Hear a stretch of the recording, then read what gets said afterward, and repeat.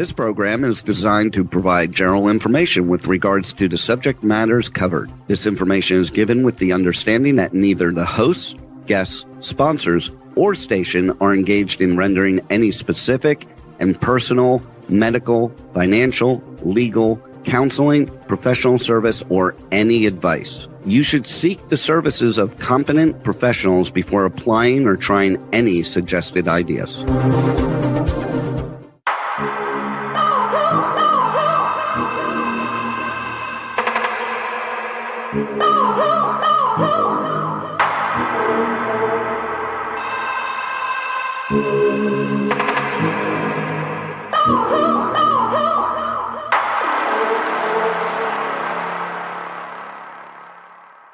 Good morning, true seekers and true crime junkies. Welcome back to another episode of Hit the Road Jack, Finding the Zodiac. I would like to welcome to the show today, Nolan Del Campo. Good morning, everybody. Good morning. Any big news this week? Any great cases? No, but I did just Homeland Security last week. But then 2 days later, or Tuesday, there was a huge article in the Bee about how the government and the U.S. Attorney's Office is using a new tactic to basically eliminate the asylum program. And that's exactly what happened with my client. They basically say if the United States government has an agreement with these other countries that are willing to exchange people, that they don't have to send them back to their own homeland, but they could still deport them to a different country and let them apply for asylum, say from Honduras or somewhere like that. And so what is the purpose for them taking that away? Obviously, this whole because they don't like brown-skinned people. I don't know. No, what does it have to do with brown-skinned person? We've brought in plenty of people from Russia. We've brought in plenty of people from, Well, here's the deal. Most of the asylum cases are from Latin America because there's a lot of oppressive governments down there. Right. And mainly from Central America. This particular woman was from Guatemala. And what was she running from? Oppression in Guatemala and fear for her life and her family. But couldn't anybody just say that and seek asylum, whether it's true or not? Yes. So I think the Guatemala's record on human rights is atrocious. But anyway, she doesn't have a chance to prove it now because they're not going to allow her to even argue that. It's called pre-termination. Yeah. The policy is called pre-termination. And so what, they're sending them to other countries or back to their own countries? They'll send them to these other countries, or they can voluntarily depart to their own country. Gotcha. So they have options, right? Yeah, but I know that sucks, but basically it's going to eliminate asylum. How long has she been here? 4 years. Oh, okay. There's so much to think about anymore these days, it seems like. Yeah. Well, that brings me into obviously some of the research that I had done this last week, and in my research, it was a class that I was taking on handwriting, and we were talking about the industries that see the biggest percentages of fraud. Which one do you think it is? What? Because the largest industry that is defrauded by fraud. I have no idea. I kind of giggled at it because it's the insurance company. Oh, okay. Yeah. Which I feel like obviously that's paid protection. That's mafia. That's mob. That's the people who used to loan the mob money, right? Because banks wouldn't do it so that they could get themselves up and running in casinos and doing all that kind of stuff. So when I think about the origin of insurance or paid protection, it emanates from the mob, moves into the unions and then insurances. And oh my goodness, I don't know. I got a tickle out of it simply because how much we've talked about what the insurance companies have done for people like the mob and other nefarious means. Good morning, Lindsay. Good morning. Is that a bubble? Yeah. Is it bubble?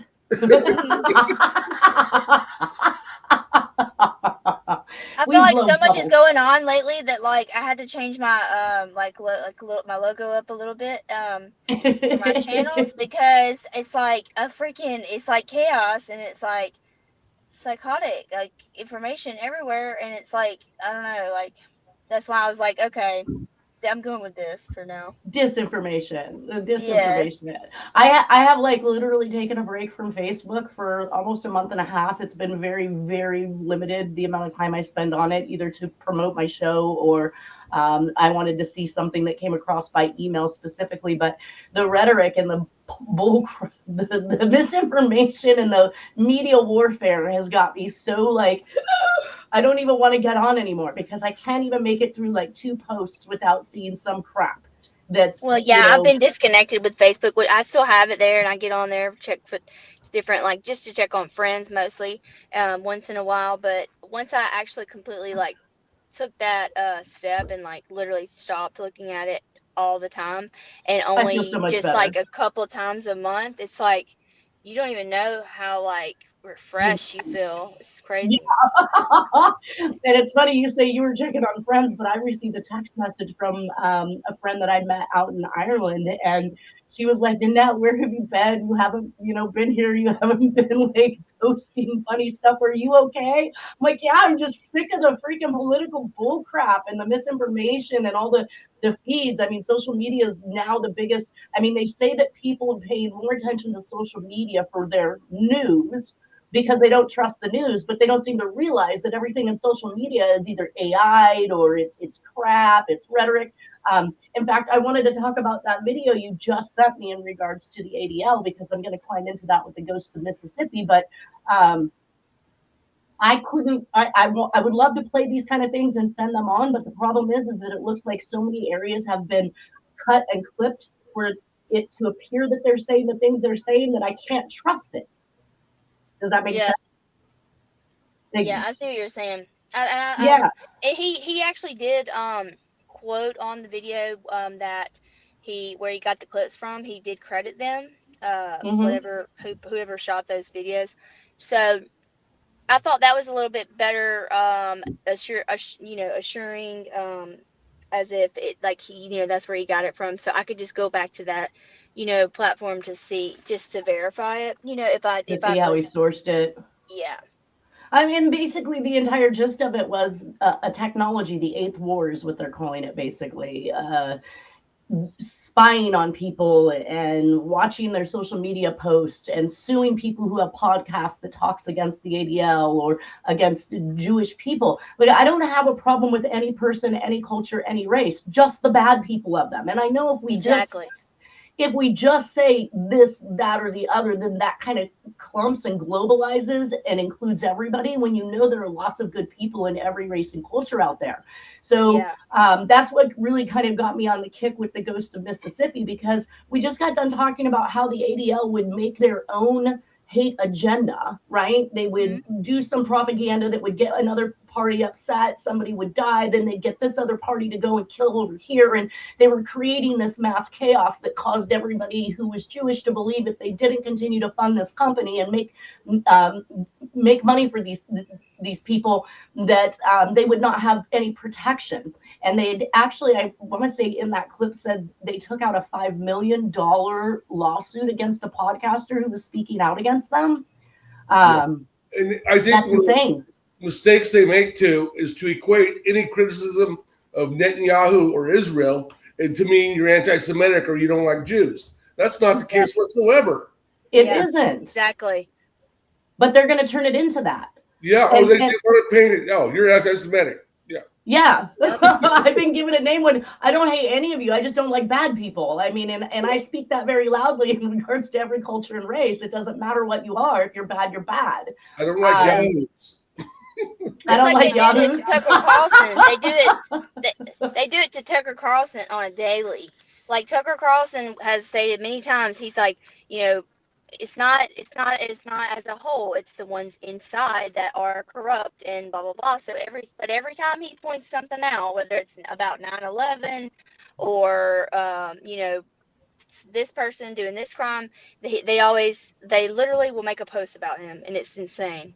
He's like the number one that he's still fighting against it and still speaking his truth about everything in disarray of whatever they say, which is that takes a lot of strength to do. Do you guys remember that propaganda that they put out? And I want to say it was sometime after 9/11, of course, when they were trying to alleviate the fears of East Indians, because, of course, the United States tried to put this on the East Indians, this, terrorist attack. And so they started taking out things from movies where they were portraying either Jewish people, Black people, or East Indians from looking like they are the villains in movies. Do you remember that stuff that was going on? I don't. No. Do you have a specific movie that maybe? Well, so for instance, I watched Ghosts of Mississippi. It was made by Rob Reiner, and of course, he just recently passed, right? Yeah, yeah. But obviously, being Jewish in the movie industry, he puts out this movie, Ghost of Mississippi, which was on Medgar Evers. Medgar Evers, yes. Medgar Evers. A civil rights activist who was murdered by a white guy. And one of the clips was actually a Jewish person saying they didn't like niggers or Jews. And I was like, oh my God. Like, what? Yeah, who puts this? I mean, you're creating that hate facade in this media. You're portraying to people that we should hate these people. They used to portray, Saudi Arabians as these villains on camels with swords. Oh, now I see what you're saying. Yeah. And they're devils and they're this and they're that. And this is the media that was doing this. And we're not in charge of the media, but we do know who is. So why would you then put that out there, but then try to take back later? And now you can't even touch a movie where there isn't some Jewish reference that's being pushed at you. Whether it's, they're wearing the yarmulkes or there's the Jewish star behind it, or they're making it extremely clear what their agenda is to promote in these movies. And before it was hatred. And now you want to clean it up and say that we shouldn't be the ones hating? Why would you make a movie like that? Why would you make those statements? I don't understand. It's like the energy that they feed off of. They feed for that energy, and then once they get you in that state of mind of emotion of anger, then they have you right where they want you. Yeah, and then it just gives them that opportunity to lash out to you. It gives them that. Right, and then if you talk out or speak out against it, now you're an anti-Semitic. Yeah. I'm just at a loss for the game that they're playing with us psychologically, but we do know that it is psychological warfare 100%. 100%. So we had some comments on the show last week that actually came in the comment section of the live show, and it was at Grunge 90s Music. He says, my suspicions tell me Don Chaney after watching the 2007 documentary. Can somebody please tell me the 2000, and I don't know why he said documentary, because I want to say that Zodiac was a movie in 2007, but there could have been more documentaries I haven't watched or didn't catch. But a 2007 documentary. Good idea to go back and look and see. Right? See what lies they're telling at that point and how they've changed or evolved over the years. That's kind of what I feel like I do. That's why I watch every single one, just because of any case, because I'm always trying to see what parallels I can pull out or what changes I can pull out, because that's how you know it's a prime indicator of deception in their story. Now, and who is Don Chaney? I know that he's somebody in politics, but oh, Don Chaney. I thought it meant Dick Cheney. Dick Cheney was the vice president, but I don't know who Don Chaney is. I don't either. So maybe that's a real person and not a politician. I think it was like they were trying to say Chris Christie or Doug Christie or whoever that Christie guy was. Another politician was the Zodiac as well. But anyways, he continues on to say, I feel like he knew he wasn't going to be around for long. I might have to actually now look at Don Chaney, because I saw the last name. I just figured it was a politician. And then at Jacob Schulte 7907, he's the one that commented last week in regards to Jack Terrence not having enough letters to meet the Z13 criteria. And he said, you can do that. Well, I had responded back that Jack actually does fit if you include his middle initial, which he consistently used all of his life. And he says, you can do that with any suspect. Just saying Ed Edwards is 13 characters as well doesn't mean anything. And he's right. It's exactly. It does not mean anything, these solves these people are coming up with, because it's literally, I'm going to show you through this cryptography how impossible it would be unless you actually have the solve to be able to even come to any type of a conclusion in these messages without a key.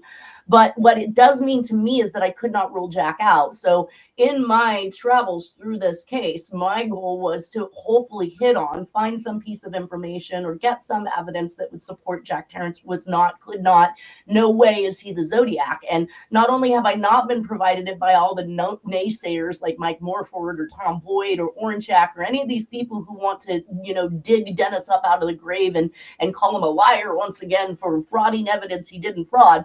Not once have they come out and actually brought me any evidence. And that's what this whole case is supposed to be about. I mean, I'm out here producing it for the public. You're welcome to come in and chime in anytime you like, but show us how it can't be. Don't bash the people who are delivering the message. Because once again, my whole goal was to try and rule Jack out. And every step of the way, all I could do is rule him back in. So yeah. It's funny that they brought up Edward Edwards, because not many people talk about Edward Edwards, and I found a lot of stuff on him, and so that's kind of weird that he points that one out, because I don't see that often. And I feel like Ed Edwards was somebody that a document examiner in the industry had backed, only he failed to realize that the handwriting he was making the comparison to the Zodiac notes was actually the minister of the wedding, because he was using a marriage certificate that is ultimately never filled out by the parties. They may sign it, but we don't fill it out. It's filled out and officiated by the person who's handling the marriage. So he ended up getting burnt in the butt by that one. It'd be interesting. Now, Edwards was a very, very prominent criminal. He did kill multiple people. He was he was like a Ted Bundy kind of dude he was like on these game shows on television and just smiling like he's just like a superstar, and then going out and killing people at the same time. So he was definitely I just don't feel like a serial killer does these type of things. Tell me another one that goes on talk shows. Tell me another one that exactly. It just doesn't equate in my mind. Like, you have better things to plan, like your next murder. Yep. Oh man. That's what was like mind-boggling on that one, because if you go back and look up those videos, it's hilarious to watch, because you're like, are you kidding me? Yeah. What? And I did see some of them, so. Yeah. All right, so back to Cryptography, the Science of Secret Writing by Jack H. Schultz, a question document examiner who appears to have taught this class. The key that he's using in it is the University of Chicago, which is what we talked about last week. So I always thought that was extremely interesting, since we're talking about Jack. We know that Jack has his experience with Chicago, Illinois. And we know, I'm sorry, Reno, if you're watching this, Illinois. Let me make sure I don't pronounce that S. I mean, damned if I'm, wrong every time there's a letter that doesn't belong in a word. So I had thrown up here because I thought some of these systems were very consistent with the Scorpion letters and the ciphers that were sent to John Walsh. And when I look at these, it's very obvious that there's no duplicative symbols, which is obviously what they talk about when they talk about multi-transposition or multi-substitution ciphers, where they use more than one particular symbol. Say they use 5 different symbols for the letter E. That way you can't map out how many E's are in there, because E being the largest letter in the alphabet, or the largest letter used in the English language, means that you should see more E's, and it would make it easy to crack somebody's code by figuring out how many, what was the largest used symbol in there. That equates to E's. Now you start breaking it down from there. And I'm pretty sure that's how the Hardens did it. They probably went with the notion that, double symbols are going to indicate double letters. And we're going to see that in here. So let me stop talking. It says introductions. Checkbooks, laboratory notes, computer programs, and blueprints are among the many sensitive materials each of us can create and use every day. Naturally, it isn't so much the physical objects themselves which are of value as it is the information each contains. Valuables are most easily lost in transit, and when data is hijacked, it is usually being transmitted or transported at the time. Codes and ciphers were invented to assure the security of information in transit. Historically, there have been hundreds of ways to keep secret the letters and messages of statesmen, generals, and traders. In each era, once a certain level of literacy is reached, cryptology is born anew. In each age, the means of transmitting and guarding information has been determined by the technology of the time. While Julius Caesar used a simple rule of substitution, the Confederate state issued their spy machined brass wheels for enciphering telegrams. This is the computer age. The electronic devices, which are affordable to anyone, make it possible total recall of information and rapid processing of data. They also make it possible the creation of codes so complex yet so simple to use that the social structure of the 21st century will be in part determined by the outcome of this trend toward computerization of all information transfer. Wow. Here is one of the, right? And so we should be able to figure it out at this point, like at this, like, you know? No, well, I think that's why Ornchak ultimately developed his computer program where he gave everybody a shot and try at solving the 340.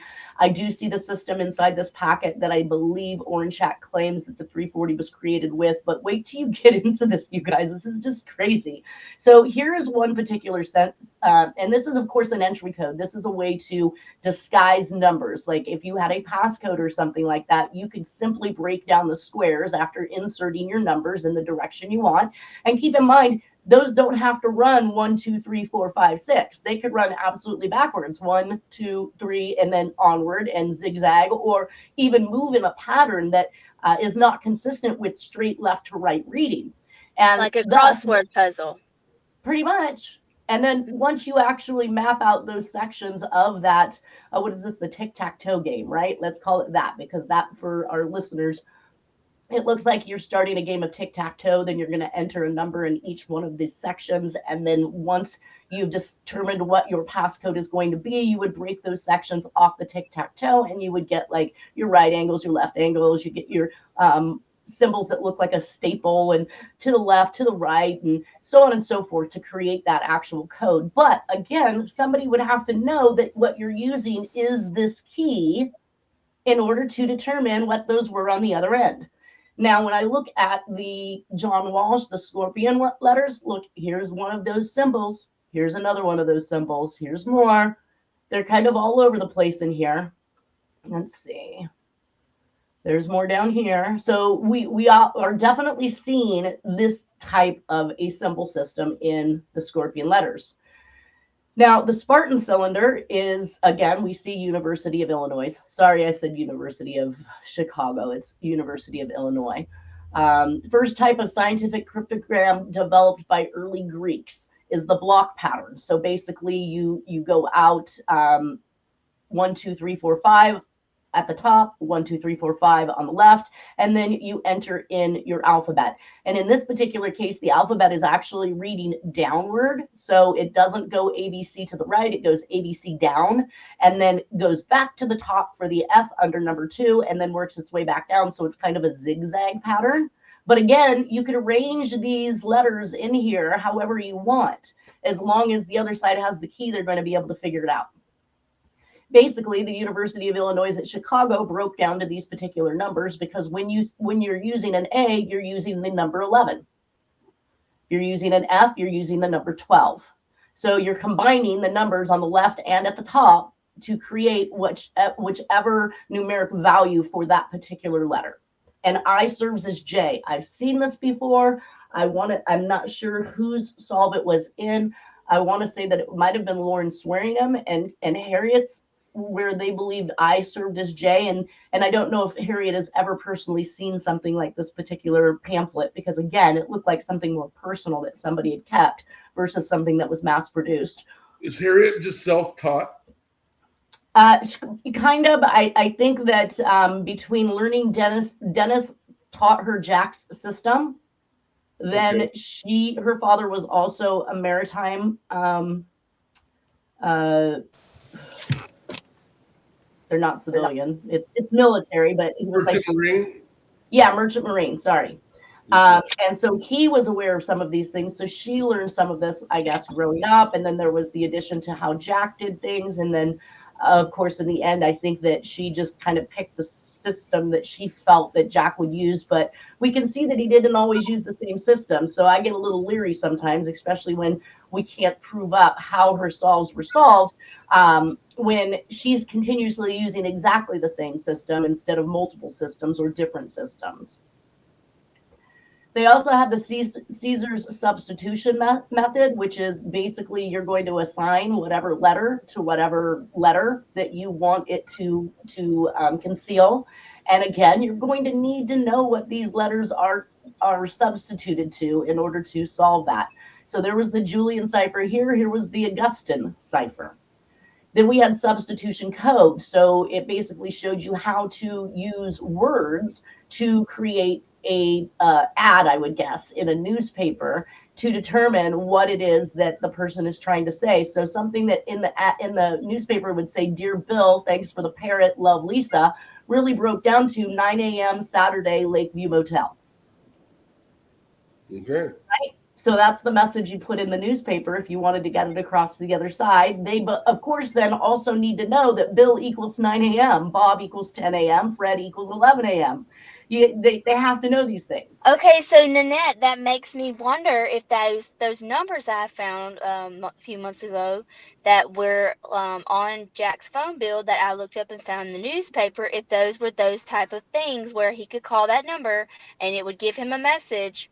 And give him the key. Yes, it would give him some type of key or message, just like you're talking about. Yeah. That was my supposition. I really kind of thought that if he was making that phone call, first off, he'd have to know that to look for those particular ads. And then second off, he would have to know to call to get the key in order to decipher what that said.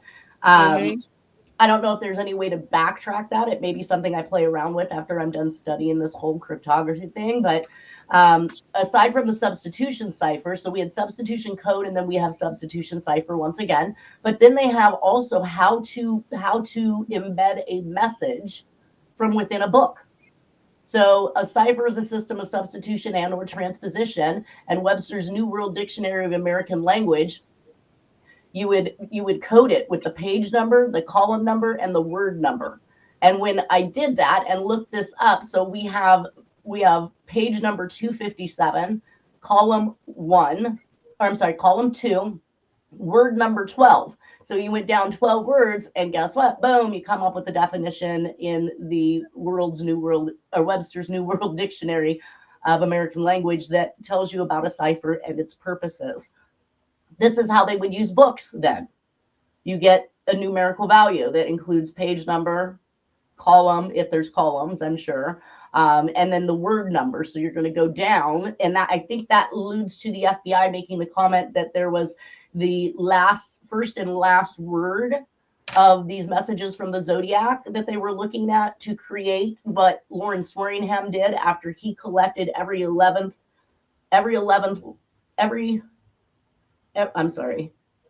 even line. He collected the first and last word of it and came up with a message that talked about basically MK Ultra needing more work and these other things that he solved out of that. So that is very consistent with some of these systems again. Here's another one. This is the position cipher. Again, it starts with a tic-tac-toe, but then you have these additional X's that are included. You also have them with dots arranged inside of the tic-tac-toe. And then you again have the X that has the dots positioned in it. Now, once you fill out in each area of the tic-tac-toe and the X marks, you fill out the actual letters. Again, you have to know where these letters lay in here in order for it to make any sense. Otherwise, you're still not going to come up with anything. But now you can see how they pull these out. So we have this staple mark. It looks like a staple to me with a dot in the center. And that comes from the tic-tac-toe that had dots in it. Now, let's take a look again at the ciphers to John Walsh. And we can clearly see all of these. Here's these X marks again with dots at different levels inside of them. And you can go through and you can find them pretty much all over here. I want to say there's also, let's see. Oh, here's the leftward facing V with the dot in the center. That is definitely one of the symbols that are used in this particular ciphering message. So now we can see that there's at least two different styles of cipher coding that's been used in John Walsh's stuff. And we also see some consistency with some of the stuff that we're seeing in the Donna Lass, which even more confirms that if this was a reward letter that is to reach out to somebody you could only be asking the suspect to solve this particular thing. Nobody else in the public was going to be able to solve this. I don't even know if I've seen a solve on this other than Lauren Swearingham and Harriet. So they are definitely communicating with a system that they are completely aware of, that they know he has as well. And then again, this tells me that the media is facilitating back and forth between the Zodiac and the powers that be. Here's another one. This is another one I went, whoa, we have position and shadow ciphers. So it looks like a clock, does it not? Yeah.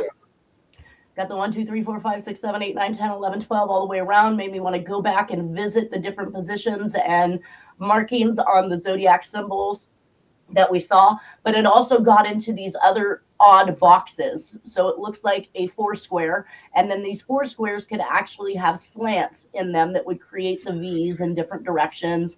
And it breaks the box up into multiple different ways of being able to use just these box symbols for all the letters of the alphabet. And then I moved to the right and I about fell out of my chair because this is the booze ball system that was not available to the public. It was Alan, I want to say Hayes, but I don't know if I'm right. Booze. It was a 3-name war defense company that used these particular symbols as a way to indicate whether or not their contracts, what level their contracts had been completed.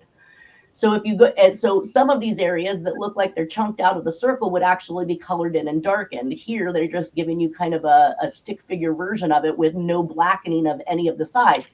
But let's go back over here now to, once again, John Walsh's cipher. Look here, guys. We've got all of the booze ball systems that was used originally in the Zodiac ciphers, but now we see them popping up in John Walsh's ciphers as well. That makes system number 3, and in reality, system number 4, because this 4 square boxes that we see going on here, we can see right here. Here's a 4 square box with 2 dots in it. Here's another, but it's got an X with 2 dots. So it's still, we see X's in these. Yeah. So now we're on to, what did I just say? Now we're on to number 4. 4 different systems of symbols that are being used in this single cipher. Here's another one, which I do think that there is some credibility in this as far as the triangles are concerned with the different dots, because we see different triangles that have dots on the points. We have slash mark through one left side. We've got them with dots on the points and then a dot in the center. So there is kind of this new pyramid code that I was looking at, which then allocates a letter to each level of the pyramid. And then you encrypt that with the double letter that is found inside the box. So the D is actually AN. This makes it even more complicated to determine what the author's saying, because now he's used double the amount of symbols in order to create a message that's only half its size. And again, without that key, I can't imagine anybody being able to figure that out. Yeah. We have double transposition. So here it gets even heavier. Well, K1 is, here's the cipher key from K1. And then you have to go down here and find, let's see where I would find K1. Oh, I could have marked that out ahead of time. Oh, no, this is saying University of Illinois at Chicago. So that was a little bit larger. Okay, so here's the encryption. So here's the message, University of Illinois at Chicago, and it breaks down to, once you use the system that they've plotted out up here, into these letters, which again mean absolutely nothing. And what if the person doesn't even break them up? You wouldn't even know it was a 5 square box or a 6 square box, because this, when we look at the Zodiac stuff, it's all combined. It doesn't give us a break or a space. It doesn't tell us when we should start and stop and carry on with another word. Again, just very complicated.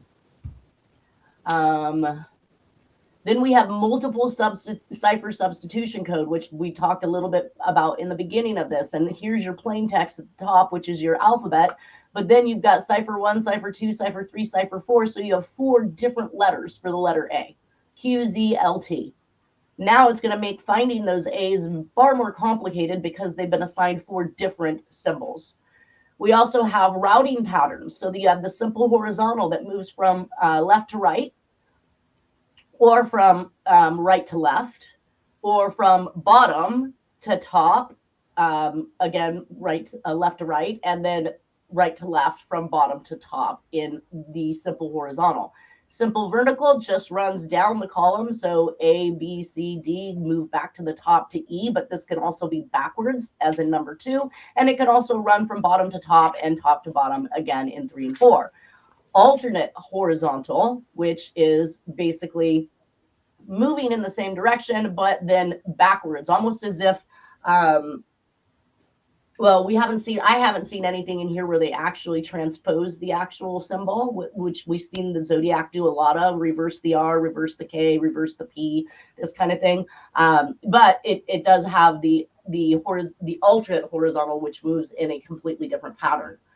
You also have what they call the mind-reading word code. I thought this one was extremely interesting. So you literally assign a word to a letter. So A equals U, as in Y-O-U, B equals how, C equals now, D equals the. So by the time you've messaged out University of Illinois at Chicago, it says, our all, who for, hit not, may, who, get, put, has all. Now, of course, they're very nice and they give us the spaces. I don't think you'd see this in a typical cipher, but whole, let, who, all, has, whom, may, you, get, now, act, who, now, you, was, has. You get that message and have to have the key in order to determine that it says University of Illinois at Chicago. Then we have alphabet blocking.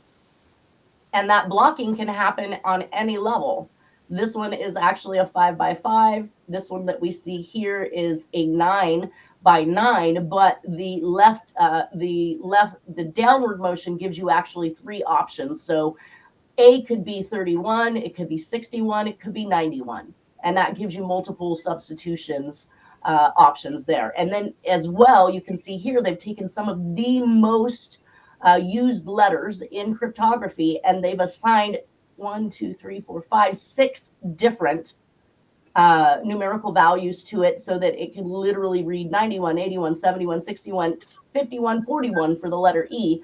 And then on the second line, the second most used letters are assigned 2 different symbols. And then finally, the least used symbols are assigned 1 number value altogether. So P would be 11, Q would be 12, so on and so forth down the line with those last letters. So it seems like to me this is very, this is like the same kind of pattern used in gematria when you have the alphabet, and then you have these the numbers that are assigned to each letter in order to create. So like you have like a certain name, like I could put your name Nanette into the gematria system, and it would create different things like almost kind of like not. Sometimes it's sentences, sometimes it's phrases, things like that. So that's another cryptic software. I was kind of seeing if you're going to go over that, if he had that in this book about gematria. Wait, I was just going to say, sometimes you read my mind and sometimes you're 2 steps ahead of me. I do. Okay, so we also have in the cryptography, we have mathematical code. So A equals 1 to 10. B equals 11 to 20, so on and so forth and on down. And then once you add those numbers up, it comes out with an overall total. This one I didn't quite understand to be able to explain as well, but I do get the gist of, so no, maybe I don't get the gist. So A would be 1, B would be 2. It says like A that. equals 1 to 10. That was different than the numbering system. This one is the mathematical code. It's going to take me a second to work this one out. I think I threw it in here just because Jack was into math huge. The other system was kind of what you were just talking about. So they are actually sending you a letter. And this letter says, Arnold, dear, it was good news to hear that you have found a job in Paris. Anna hopes you will soon be able to send for her. She's very eager to join you Now the children are both well, Sonia. So now once you break this down, let's see, in cipher 33, I thought I had this one down, and deer was 5. Yep. So you add up the numbers. Yep. The number of letters, and Yep. you get 3. And so a 3 would have to be the combination. Let's see. 3, 3, 5. But see, again, it also has a break and a split in the words where you're stopping. So again, you would have to have that key to know where those stops and splits are. Now, I about was like, oh my goodness, the solve to this. So where we just talked about Arnold deer, and the kids are good, and when they want to join you in Paris, the message that this yields is need money for assassination. Right?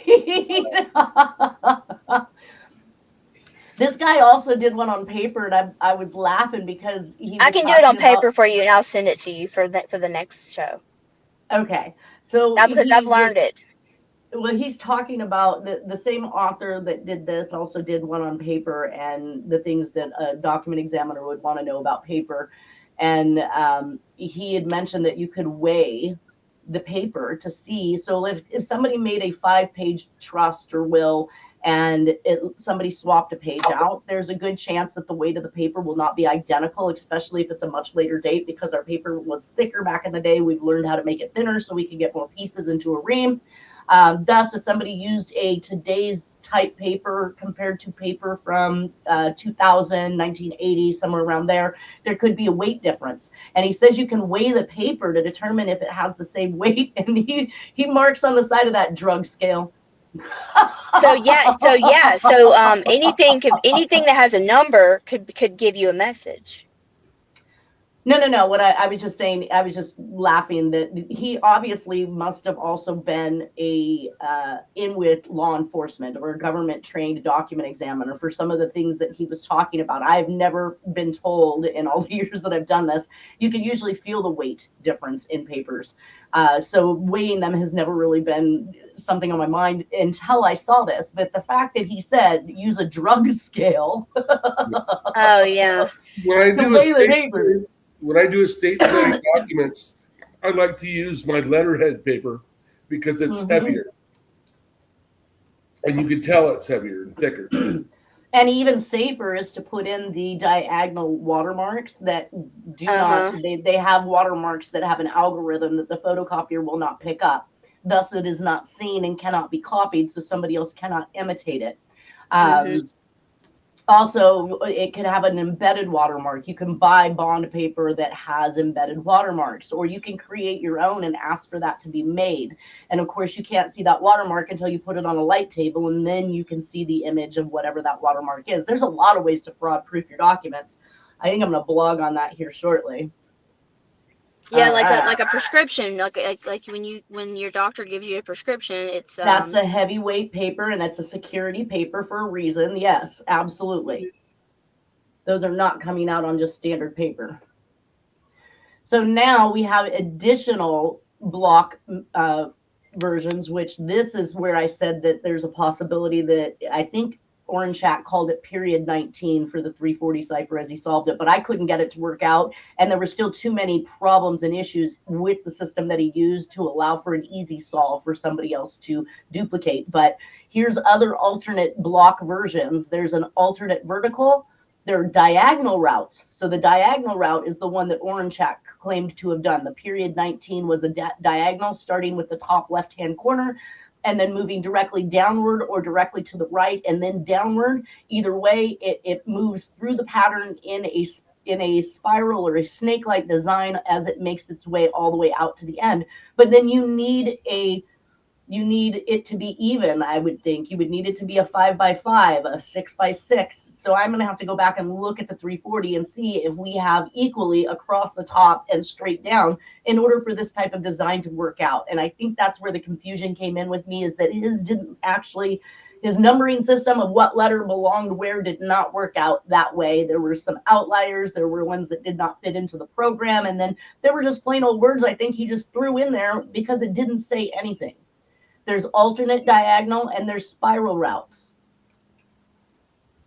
Yeah. It would be. I would be curious to see someone do one like an active one. Like maybe we can do one actively. Yeah, that would be fun. So we also have simple vertical and clockwise.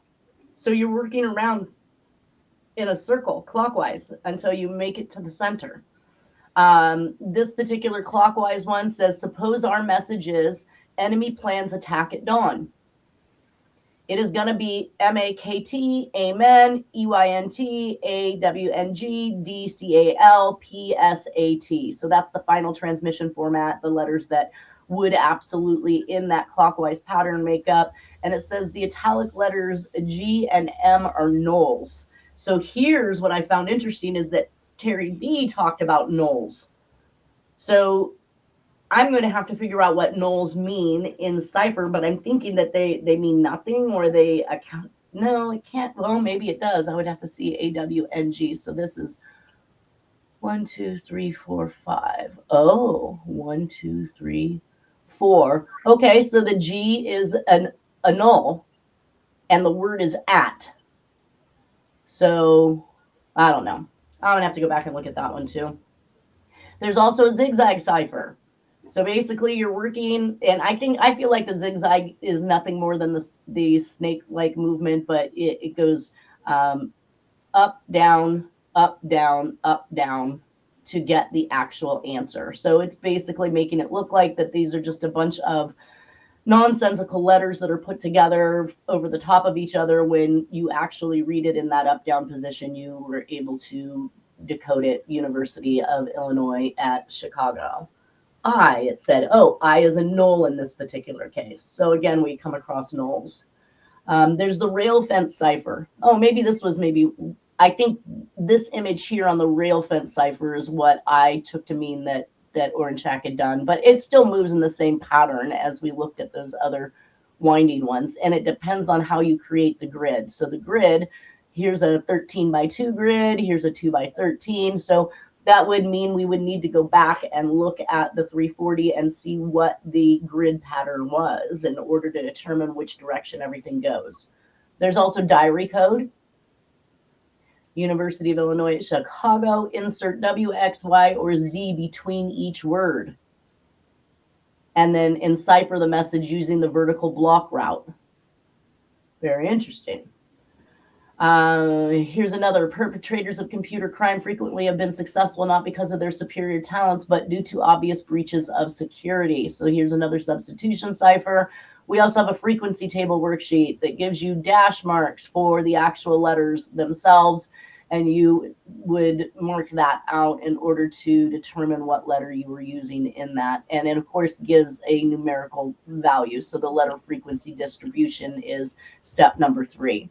And then how to write an unbreakable code. Begin with a cipher, it says, and then message. Then take a table of random numbers and equate those random numbers to that cipher. The sums are transmitted as a new set of random numbers, and then you have the encryption, and it shows you how to do it. They've even got this little one down here, a one-time pad of the type used by international espionage agents for writing messages in unbreakable codes. Each page of random numbers is used once and then thrown away, hence the designation one-time pad. Oh, I really thought we'd finish this, but I know it's going to take a little longer for this last slide, and we are down to our last minute. So I would welcome you guys to make any comments that you would like to make for our last minute. Well, I think that this all leads to military, obviously. Yes. And we see that Jack has that military background, as every single one of the serial killers in creation literally has a military background. I was just telling my husband about this the other night. Every crime show I literally watch, I always make sure to note if there's a military background, and there's just like no way around it. Yeah, and it's like, wow, this is like a whole plan. Like they have these, and then we have these plans right here that you're going over, like different plans, different ciphers, different coding.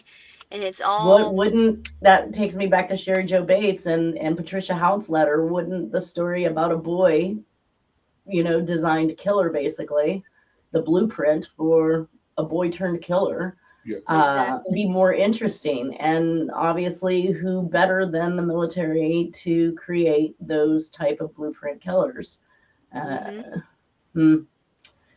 Yeah, so I just want to say that in the John Walsh cipher, we are looking at 4 or 5 completely different systems. It would be astronomical for somebody to have ever figured that out, but I'm sure they have. They haven't released that to us because they don't want us to know that they have solved those Another versions. reason why they haven't released a lot of things is because they already know the answer. Yeah. All right, you guys, that's it. We're up. Time's done. Everybody have a wonderful weekend. Whatever. We'll see y'all next Friday. Everybody have a wonderful weekend. Take care, and thank you both for being here. All right, bye. Yep. Bye.